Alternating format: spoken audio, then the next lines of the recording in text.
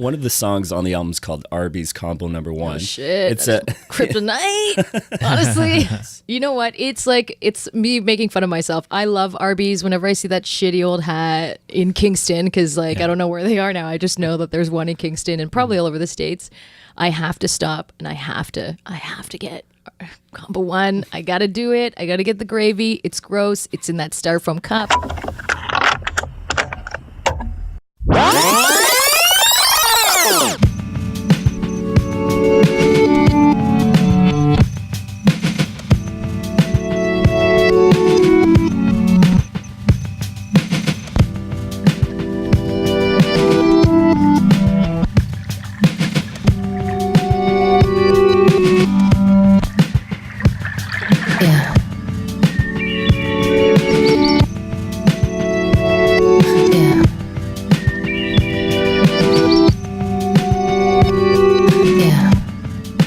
Welcome to This Broken Mixtape, the podcast that rewinds and presses play on the soundtrack to your life.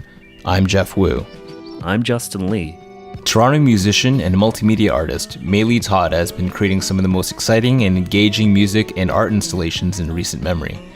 Her music frequently blends various genres spanning soul, R&B, electronic, and experimental, while her lyrics tackle themes of science fiction, human development, psychology, and unconventional thinking.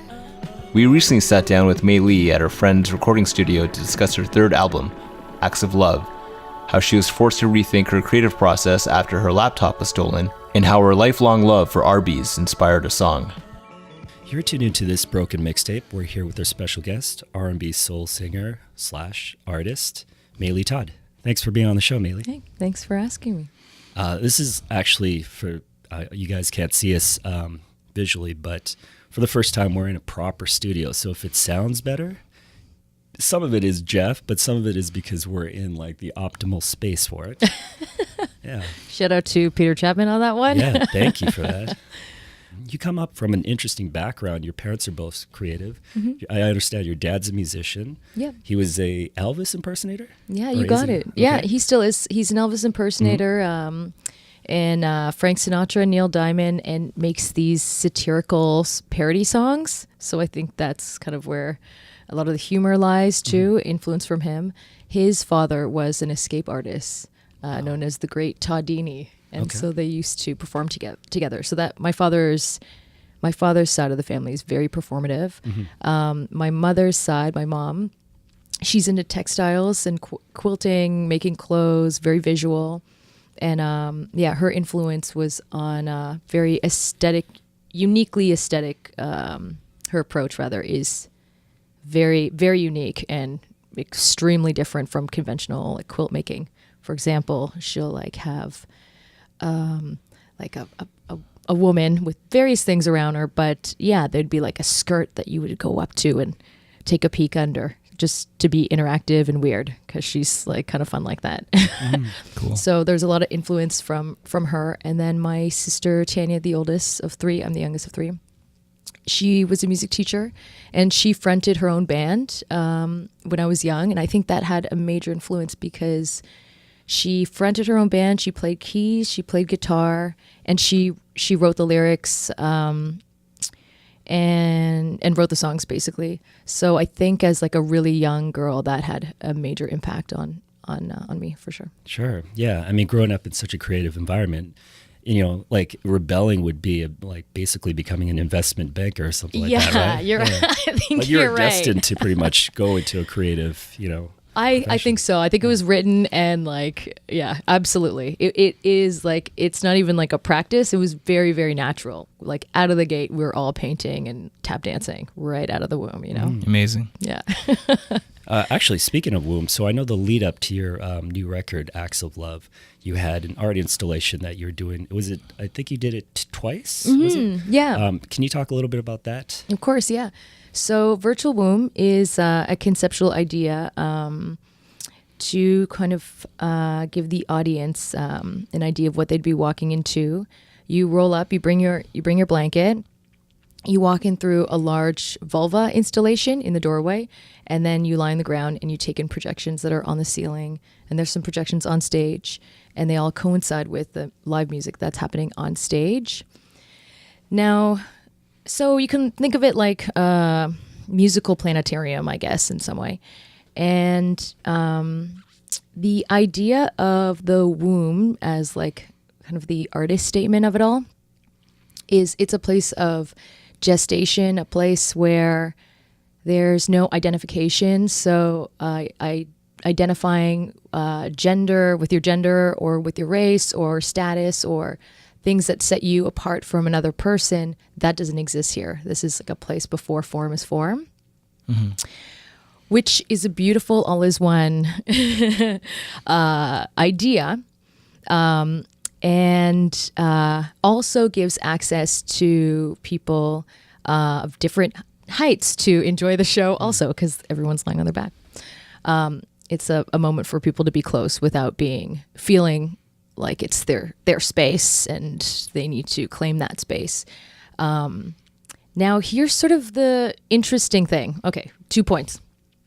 One, there is a breakdown in the show, a part in the show where people write down their acts of love. So what that means is what they do, an act that brings them joy that they use to cope with depression, or just maybe it's like a practice for cultivating a new skill. And then all of these practices, they all live online. And the whole idea is I am collecting the collective consciousness that we can all have access to, because there's various ways to do things, various ways to deal with depression, various ways to have joy and or make peace. I certainly don't have the answers, but it is nice to think that we are sort of all in this together and we can kind of figure it out together, potentially, maybe. Or it's a trick for me to like trick people and figure out what I need help on. Either way, I'm loving it. So there's that. So that all lives online. And then people see the past. I've done a couple shows, 2 in Toronto, 1 in the Philippines, 1 in Vancouver, going back to the Philippines next year to do another show, and 1 in Hong Kong. And just seeing everybody's, and 1 in New York. And just seeing everybody's, what they've written, what the political climate was in their country at that time, what the consensus is maybe, it's just interesting, the sort of data being taken down. Mm-hmm. I can't judge it or make anything of it. It's just fascinating and interesting. But you can check it out online. Okay. Yeah. It's on your website?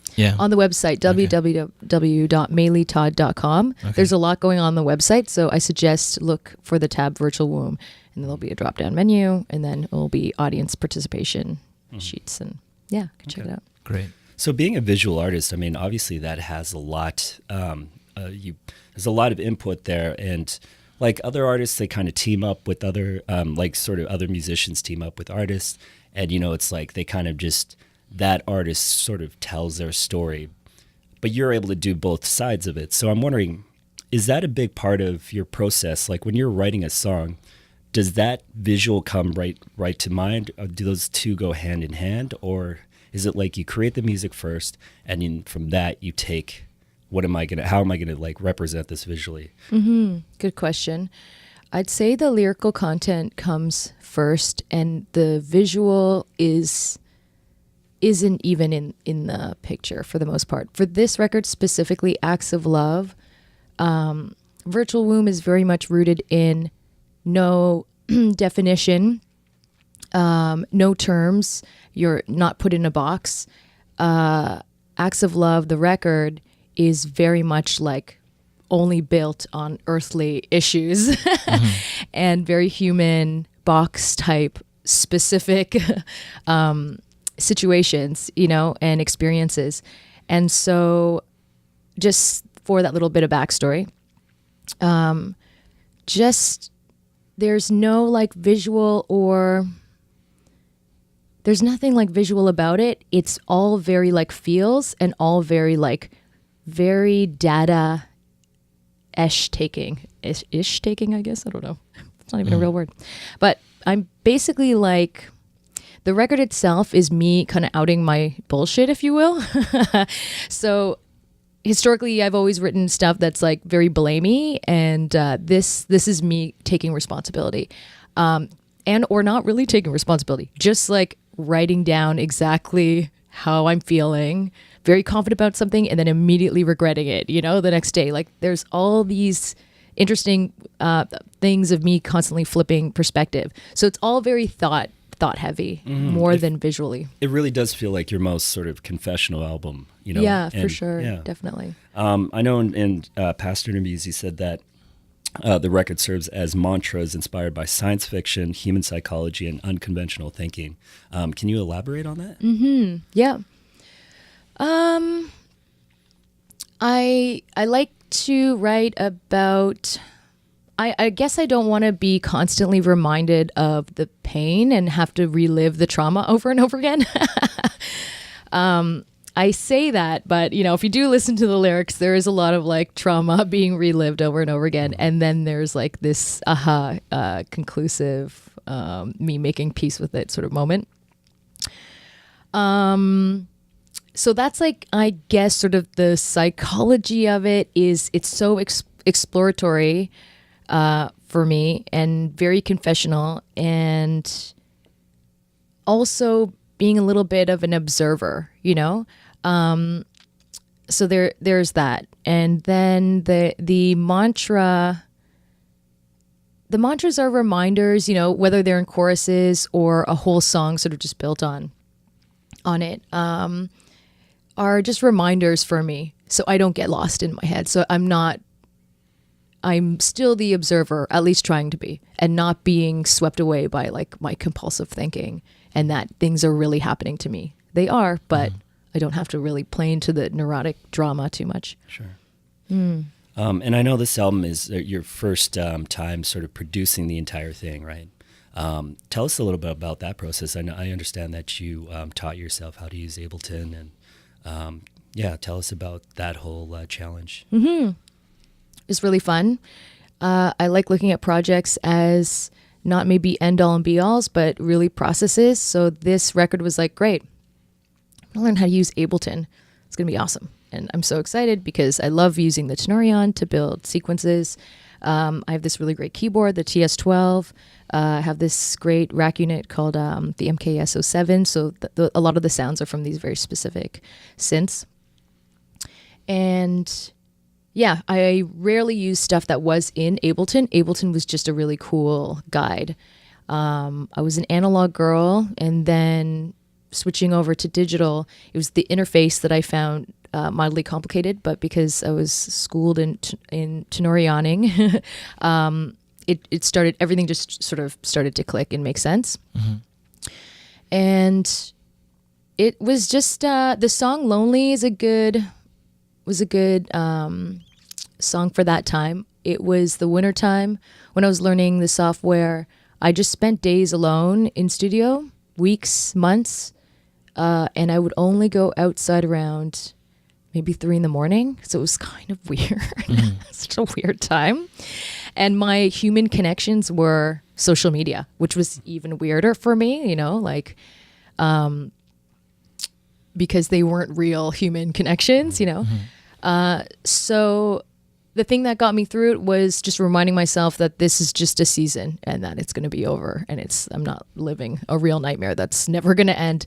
But the process itself was super engaging, insanely meditative, just figuring stuff out. I love figuring stuff out. I love figuring out how it works. That's very exciting. So it was a good time. It was very dark, but it was also very exciting too. And I knew that it was passing, so that I wasn't lost in the darkness of creation. I know you experienced a minor setback in that your home was burglarized. Yeah. And with it, your laptop, which had a lot of your recordings on it. Mm-hmm.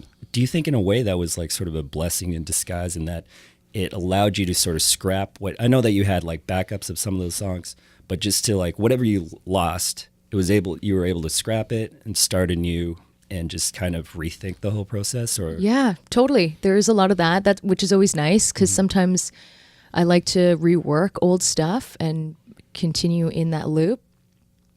The biggest lesson I think from that was 2 things. One, community came to the rescue, which was really great. Everyone was super, super supportive. That was like surprising. I was like just so taken back. So there was that. And then there was the idea of like, I was so mad. I remember when I had my bike stolen, I was so mad and I was looking for every bike on the street that potentially could have been mine. And having these laptops gone, I was like, I made peace with the idea of things being stolen and potentially maybe someone else needing it more than me. So that was nice that I actually believed in that. Yeah. I mean, I don't think anyone That's thinks a hard that way, realization to come to. Yeah. So I was like, okay, we're here at this point in our lives. One of the songs on the album is called Arby's Combo Number One. Oh, shit. It's That's kryptonite. Honestly, it's my Achilles heel. Okay, I'm not like an Arby's person because No one's an Arby's person. I'll tell you why though. 20 years ago, I had the worst case of food poisoning from like a roast beef sandwich. Of course you did. It's Yeah. iridescent. Right, The exactly. meat is iridescent. It's the fast food Russian roulette, right? It's Yeah, bound to happen, big especially at with like roast beef, right? yeah, for sure. So It's a nightmare. after that, I was like, I'm never eating it from there again. I've had maybe a couple of curly fries here and there. Yeah, keep the 80s alive, right? So what's the story behind the name? Oh my Because gosh. it's just an instrumental track, right? Yeah. So it's You know what? It's like, it's me making fun of myself. I love Arby's whenever I see that shitty old hat in Kingston, because like, I don't know where they are now. I just know that there's one in Kingston and probably all over the States. I have to stop and I have to get combo one. I got to do it. I got to get the gravy. It's gross. It's in that styrofoam cup. Yeah. Clearly no one's Is gone that there the for a while. French dip? Because I'm a big fan of the French dip. The French dip, well, Yeah. it's just their gravy. Is that Yeah. considered their French dip? Well, it's just like the jus, right? Yeah, You just that's it then. drop it in the jus. That's it. yeah. Yeah, that makes So sense. I'm French. there with you. Yeah. So good. Oh, it's so good. It's so bad. I eat pretty well, I'd Yeah. say.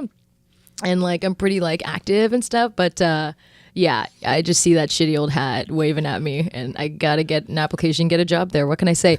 80s like McCain curly fries still alive Yeah. and well, you know, in this at these franchises, like, and just that iridescent meat. It's like mirrors and mirrors upon mirrors in meat form. Yeah. if Arby's approached you just to do like a quick little jingle and Yep. you could do it like under a pseudonym.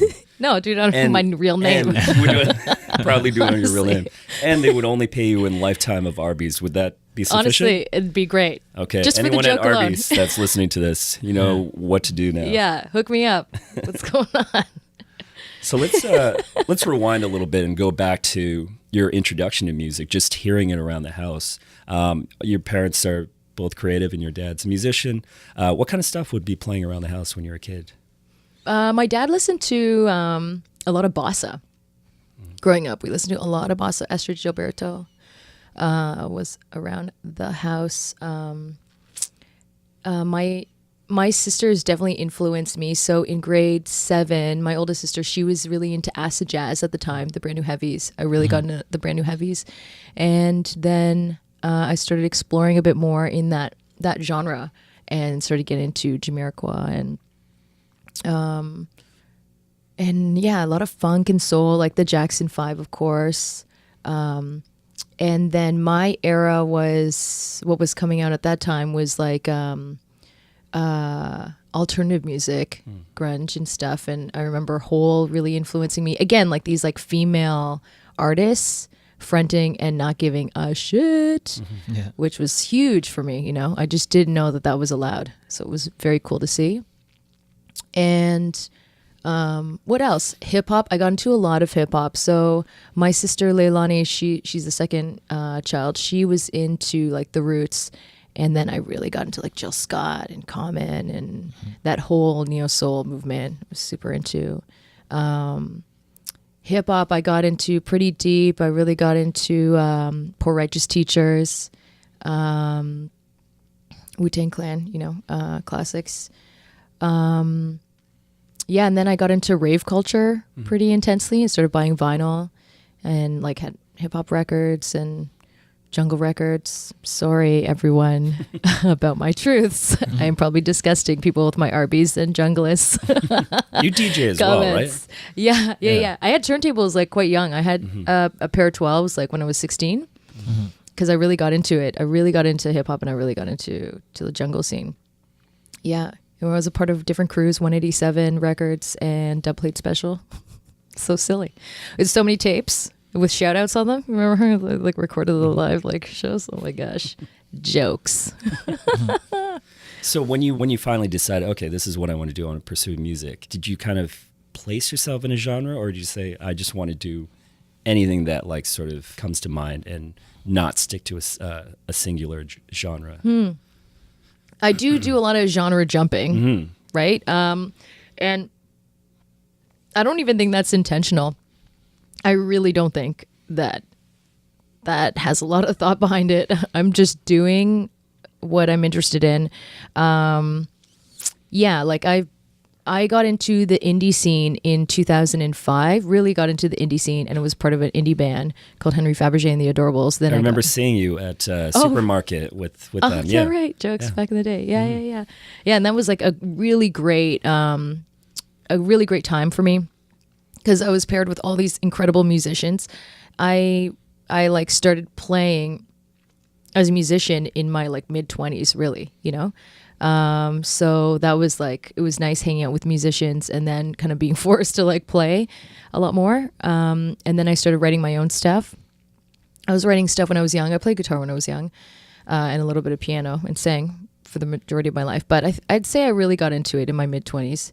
And then in terms of like picking a style, I think whatever I was just into at the time, I really liked. So I remember my first show, I was like playing glockenspiel and everything was all Regina Spektored out because she was really hot at the time and I could understand what she's playing because she only played one note at a time.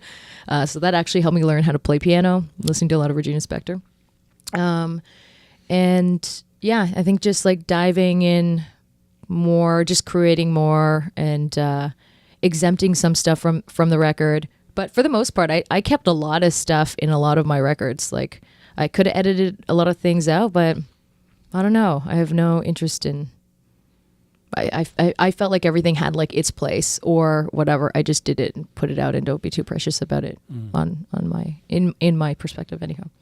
One of the things that we like to talk about a lot on the show, and it's in our name, mixtapes. Did you, at any point, do you have like sort of a memorable experience, either you making a mix for someone special or vice versa? And if you have a, sort of a story to go along with it. Totally. Okay. My friend Sophia, I won't say her last name. When we were 16, she had her first kid and we went to a Catholic school, and I guess either she wasn't allowed at the school anymore or she, either way, whatever was happening there. We made her a mixtape. We must have been way younger. There's no way. Way younger. I think we were in elementary school. Never mind. We were in elementary school. Me and my friends, I still have this mixtape. We made like a mixtape. I know it's not fully music, but it bordered on jokes.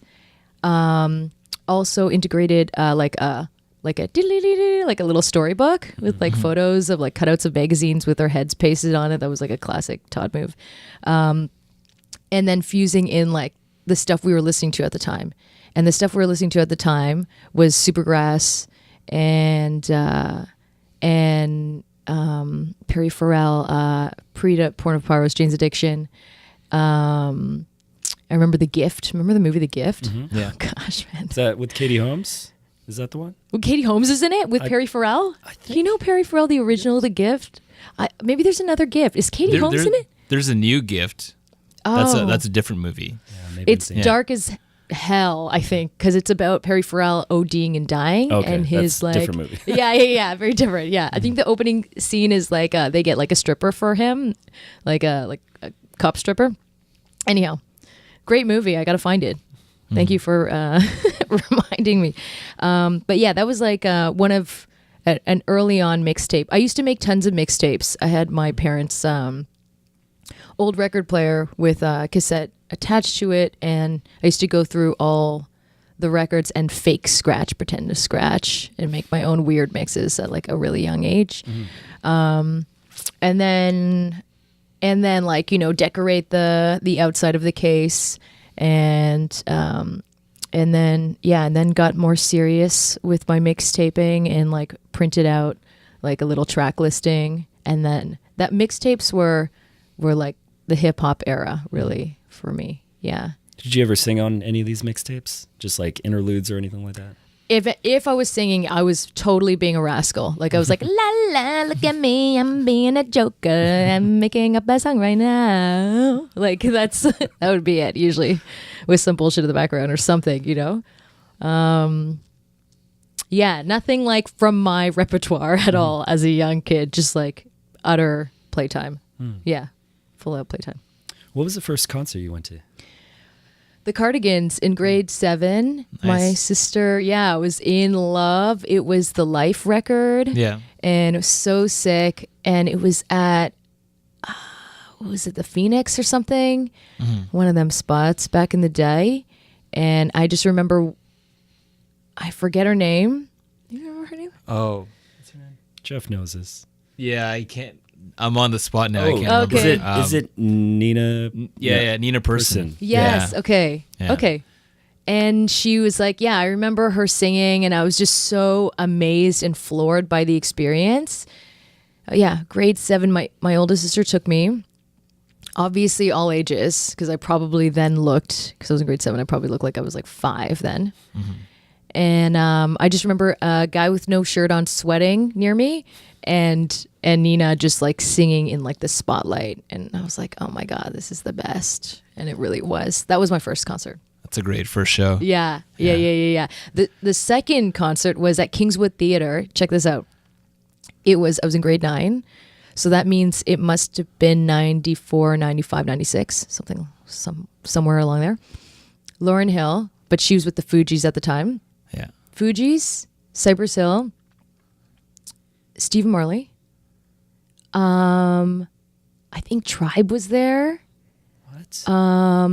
That's when I What was got the show? those like mixed demo tapes from Dela. Okay. Stakes is High. And then that was it. I was like, what is this? Yeah. Oh my God. Busta Rhymes was there. Yeah. Was this like they like were heavy. all featured, or were they surprise guests, or? I think they were all, most of them had their own set. Like, and it was like a lineup. It was like that era of like mad lineup. Because this is like pre-Rock the Bells. It's gotta be. Yeah, like a few years before Rock the Bells even started. Yeah. It's gotta be.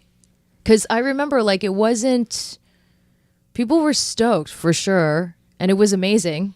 But people's minds weren't like, this is really? Like, really, this is happening? Is this really happening? It was more taken for granted. Yeah, I broke like an eyeball ring like when I tried to hop a fence. Anyhow, great show. That was also a really great show. So at what point did you know that this is what you wanted to do, like pursue music? I mean, I guess watching like live shows, that must have had a huge impact, just like, you know. Yeah. I've always been performing, but not seriously. Like performing, sure, in old folks' homes for my family, for friends, but not seriously. And I don't mean as in like set time, this time. Like I mean like I was always just being a joker in some way. I was just being a rascal. So because singing was so vulnerable for me, it wasn't until my mid-20s again, like later on in life, a late bloomer with singing seriously. What was the question again? Like when did you decide that that's what you decision. wanted? Yeah. I think the decision came along. I knew I was going to perform. I didn't know in what context. I was a part of like different musical theater things. I was in all this drama stuff, but I always couldn't take it so seriously. I couldn't. So I knew there was like a bit of a rascal in me, and I didn't know that performance art or comedy existed in terms of like an actual job. Like I knew it existed. I was a big fan of SCTV. I love Kids in the Hall. But I just didn't know. I just didn't know I could like curate my like future in that way. And then I think with singing, I've always imagined it when I was young that I'd be singing, performing. But I never had the like guff to like do it for sure until like my mid-20s. Yeah. You mentioned comedy. I mean, that seems kind of like an obvious thing because you're obviously, like your lyrics are very humorous at times, Right. And the visual, some of your music videos as well. Yeah, for sure. Totally. Was that ever anything that you want to like pursue? Maybe not Totally. like stand up or like sort of comedic acting or. I did some stand up. I did go to Humber for comedy. Oh, okay. And then I worked for Second City for a bit with a company called Students Rule. And yeah, that had its own, like we had to go into high schools and try to sell to the youth that drugs are bad, and they saw right through that bullshit. Yeah. That sounds like that episode of Saved by the Bell, right? It's totally that. Yeah. And we're like, we all knew it. There's 4 of us. We knew we were cheesy. We knew that no one was having it. We were definitely impressing the principals and the teachers and the parents that were there. But it was still fun. It was great because I really had to think at the top of my intelligence. Because pre to that, I was doing alternative comedy shows. And I was a personal trainer for 10 years, so I was fusing workouts and comedy together. Aerobics in Space is actually, because we talked about it before briefly, that was a joke song that I wrote for this DVD that I was going to come out with, a comedic DVD that fused working out and like improvising. So like doing a normal squat was like taking a shit in the woods because nature goes back to nature and you got to recycle. So Young Todd says. And yeah, and then that song like just like was like me writing like kind of a cliche tune for like a comedy DVD, and then me and Jay Lee worked on a whole music video because it was upbeat. Yeah, so we had to pick one. Yeah, there it is. Yeah, shout out to Jay Lee. Yeah, Jay Lee. How the heck are you? So, New Year's upon us, 2018. Do you do the whole resolutions? Yeah, sometimes I do. Sometimes I don't. I think I'm constantly trying to reinvent anyhow. So yeah, not a hard jam. Actually, wait, that's a lie. I do have an actual book where I write down what I want to just see unfold. And a couple of my friends write in this book too. So we always go back to it and we're like, oh my gosh, 2016, it happened. Like that thing that I wanted to do happened a year later. Crazy. So nuts. You hold on to this book and everyone just comes over and yeah, that's awesome. I have everyone's secrets and potential shame and judgment in this book. I remember when it was turning to the year 2000, I had a video camera and I would go to my friends and ask them like, what do you think is going to happen in the next year? And people give their resolutions. It's somewhere buried somewhere, but I like that idea of doing it every year. Yeah, right? Yeah. And then it's like a nice like look back too, right? Yeah. And if it happens, awesome. And if not, then that's great. And it's funny to see also where your interests lie at that time and how they've potentially changed and or how a form of a manifestation of that dream played out. Yeah. I always find that interesting too. Well, it's, for someone to have to commit to like showing other people what you hope to happen kind of helps it happen possibly, right? That accountability. Yeah. Or whatever, brain energy, psychic energy, whatever the hell, however the hell you want to phrase it, whatever touches you on the other side to the listeners out there, whatever your biases are. So what's one thing that you'd like to see in 2018? Let's see. I'm really into this nomad lifestyle where I definitely would like a little bit more courage. That's what I think is going to be an overall thing. And what that means is I'm going to be okay with not having a home and just traveling around and just be a bit of an improviser and adapt to whatever the situation is. And thus far, I think it's been more of a benefit than a detriment. All these interesting homes have been opening up to me in different cities, and I don't have the stress of like having to sublet my place or bills. Like I just pay for the sublet, of course. Sure. But I'm interested more in exploring, and I think that takes like a bit of courage too. Because I think I'd like to like explore in other countries a lot more. Sure. And that could only help you creatively. I think so. Yeah. And like spiritually and in terms of like mental progression and like understanding, I felt myself like last year just become a little more stagnant in the way that I was thinking and just my routine. So I don't know. I don't know if it's like a I don't know. However it's judged, sure. But I think I'm feeling pretty positive about the experience thus far. That's awesome. Yeah. And not stressing out about it. I think that's like the main thing is like I'm just not neurotically stressing out about what's going to happen next. I'm just like, we'll see where it goes. Yeah. I think a big thing is just being set up to be portable or like mobile, right? Totally. Absolutely. Like just the worry of like, well, how do I, unload a lot of this stuff and how can I just pack up and move, just getting there, right? Yeah, absolutely. Yeah. And having like a space to create is always nice, Like, I say this now, finding homes that I get to sublet the whole house and be like a soloist. But like, if it's like a commune and I have to like till to the fields at 9 a.m. for those 2 months, I don't know. Will I be into it? Who knows? Yeah. 2018, we'll see. We'll see. Let's see how those fields work out. I hope I don't ruin them crops. So tell us about your tour plans for the new year. In February, I'm going to Japan for Billboard Live. Pretty excited about that. The show is February 13th, and we're doing 2 shows. And then I'll head south, and I'll go to the Philippines for the 23rd. I think I have a show on the 23rd, 24th, 25th for Fringe Manila, and then another thing called Open City, another festival called Open City, and that's like in the old part of Manila. It's exciting. Yeah, a lot of very cool Filipino peeps doing all sorts of cool things down there, which is great to see. Awesome. So in closing, I mean, this is a little silly question, but if you were to choose one planet and one person that you could live on this planet with for the rest of your life, I know it's kind of hard picking one person. Who would it be? You're why? Limiting me. Okay. Which planet and which person? Which planet and what person and why? Okay. Am I able to like survive on this planet Absolutely, or will I die instantly? Let's just say that, every planet is habitable. Absolutely. Okay. Okay. What's kind of exciting? What's an exciting planet to live on? I mean, like Venus would be obvious just because of what it reps, but it's mostly gas. You can tell I didn't really think of this from like a science background. I'm just like, you can live anywhere. Maybe I don't know if I'd want to live here because it's scary, but